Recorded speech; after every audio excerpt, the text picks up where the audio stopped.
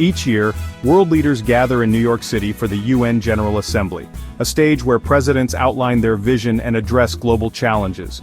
On September 23, 2025, President Donald Trump returned to address the 80th session, reigniting his America First philosophy.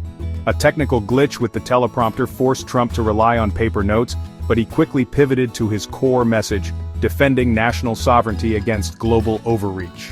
This speech was more than routine. It was a signal of U.S. foreign policy in a world marked by new conflicts and shifting alliances. Trump's address set the tone for how America would engage with allies and rivals, making his words a focal point of international debate. The world watched closely, eager to see how the U.S. would navigate complex issues under his renewed leadership. His return to the UN symbolized continuity. America's priorities remained rooted in sovereignty, liberty, and peace.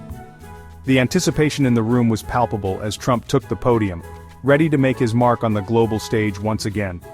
His speech was a critical indicator of the direction America would take in the years ahead.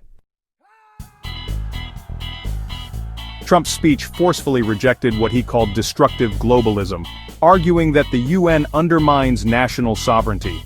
He accused the organization of enabling agendas that harm the very nations it's meant to serve, especially on migration.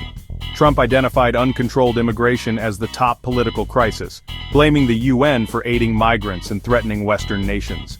He warned that open borders would lead to ruin, insisting every country must protect its own.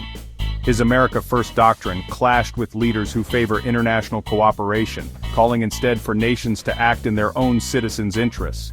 Trump's criticism carried an implicit threat. U.S. funding for the UN depends on respect for American priorities.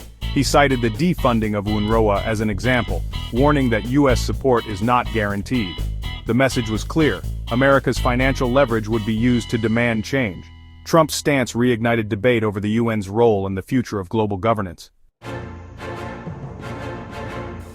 Trump addressed the world's most dangerous conflicts, starting with Gaza.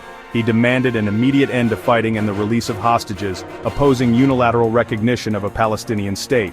On Ukraine, Trump projected confidence in victory, calling Russia a weakened paper tiger, and pledging unwavering support for Ukraine.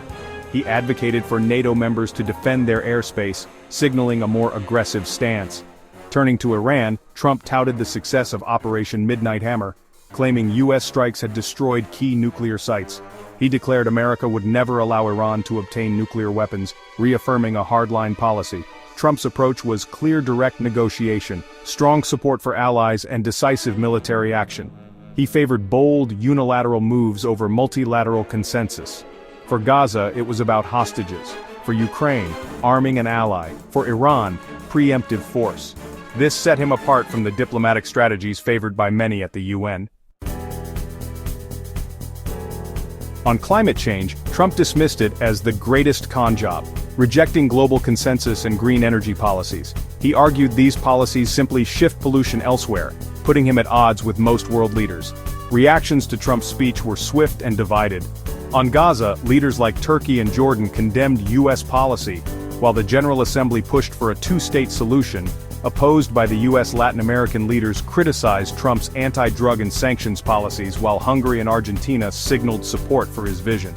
Trump's rhetoric sparked controversy even among allies, drawing rebukes from UK politicians and fueling debates about UN reform. South Africa's president called for a more representative Security Council, highlighting global dissatisfaction. Trump's address amplified debates on governance, national identity, and the UN's future. His America First agenda created both friction and new alliances worldwide. UN speeches are more than theater, they're a barometer of global priorities. When a U.S. president speaks, the world listens, as American policies ripple across the globe.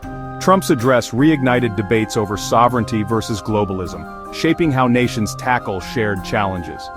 Conflicts in Gaza, Ukraine, and Iran have worldwide consequences, making these speeches critical for understanding future risks. The world's interconnectedness means instability anywhere threatens stability everywhere. Trump's challenges to climate consensus and calls for action on hostages force countries to re-examine their own positions. The UN General Assembly is where competing visions collide, offering a glimpse into the strategies that will shape our future. Understanding these perspectives is key to finding common ground or managing deep disagreements. These speeches capture the world's most pressing issues, presented by those with the power to shape them. They matter because they set the agenda for global action and debate.